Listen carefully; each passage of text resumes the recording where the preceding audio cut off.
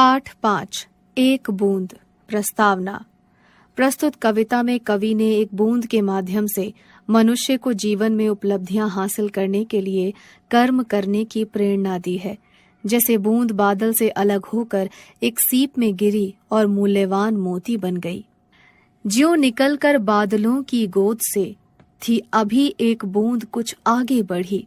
सोचने फिर यही जी में लगी, आह क्यों घर छोड़कर मैं यूं कढ़ी। दैव मेरे भाग्य में है क्या बदा, मैं बचूंगी या मिलूंगी धूल में, या जलूंगी गिर अंगारों पर किसी, चू पड़ूंगी या कमल के फूल में। बह गई उस काल कुछ ऐसी हवा, वह समुंदर की ओर आई अनमनी।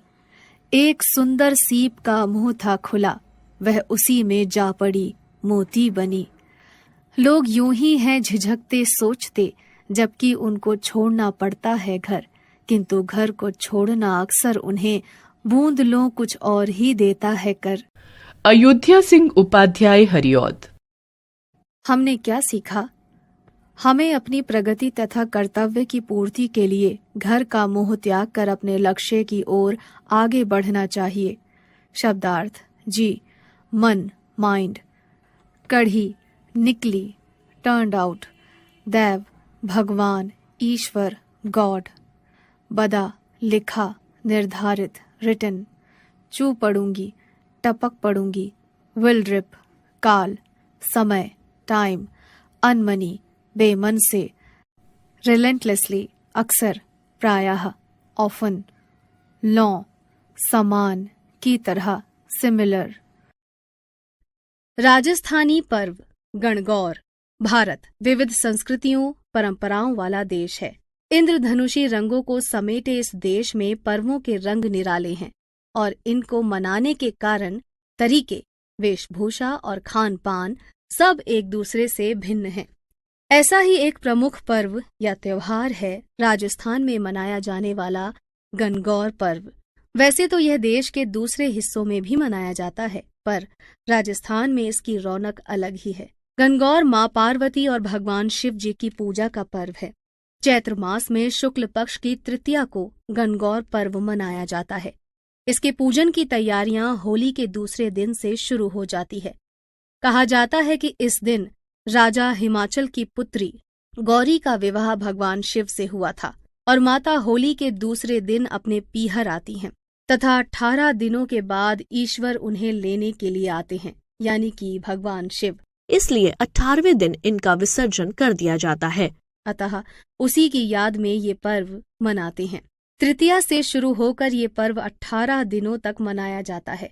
इस दिन कुंवारी लड़कियां एवं विवाहित महिलाएं शिवजी और मां पार्वती का पूजन करती हैं। पूजन के समय गौर बनाकर उस पर महावर, सिंदूर और चूड़ी चढ़ाई जाती है। चंदन, अक्षत, धूप दीप, फूल माला और नैवेद्य यानी कि मीठा से पूजन करके भोग लगाया जाता है। गणगौर पूजन और व्रत करके विवाहित स्त्रियां अपने पति की दीर्घ आयु की कामना करती हैं और कुंवारी लड़कियां अच्छा जीवन साथी पाने की कामना करती हैं। यहाँ गणगौर व्रत के अलावा गणगौर नृत्य भी प्रचलित है। गणगौर राजस्थान और मध्य प्रदेश का प्रसिद्ध लोक नृत्य है। इस नृत्य में स्त्रियां एक दूसरे का हाथ पकड़कर वृत्ताकार घेरे में मां गौरी से प्रार्थना करती हुई नृत्य करती हैं। उदयपुर, जोधपुर, बीकानेर और जयपुर के अलावा राजस्थान के कई शहरों में ये प्राचीन परंपरा प्रचलित है। इस पर्व में स्त्रियां हाथों में मेहंदी लगाती हैं, नए कपड़े पहनती हैं और घर में अलग अलग तरह के पकवान बनाती हैं। अंतिम दिन गणगौर को विसर्जित कर उनकी विदाई कर दी जाती है। गणगौर के बाद सावन की तीज तक कोई पर्व नहीं आता है और इसके बाद वसंत ऋतु की विदाई और ग्रीष्म ऋतु की शुरुआत होती है। राजस्थान को देवभूमि कहा जाए तो अनुचित नहीं होगा। प्राचीन काल से ये भूमि सर्वधर्म शरणदायिनी रही है। राजस्थानी शासकों ने सदा लोक मान्यताओं का सम्मान किया है। इसी कारण यहाँ सभी देवी देवताओं के उत्सव बड़ी धूमधाम से मनाए जाते हैं। गणगौर का उत्सव भी ऐसा ही लोकोत्सव है जिसकी पृष्ठभूमि पौराणिक है। अब राजस्थान पर्यटन विभाग की वजह से हर साल मनाए जाने वाले इस गणगौर उत्सव में कई देशी और विदेशी पर्यटक भी पहुंचते हैं और रंगारंग कार्यक्रमों में शामिल होते हैं, जिसकी वजह से हमारे देश की संस्कृति दूर दूर तक फैल रही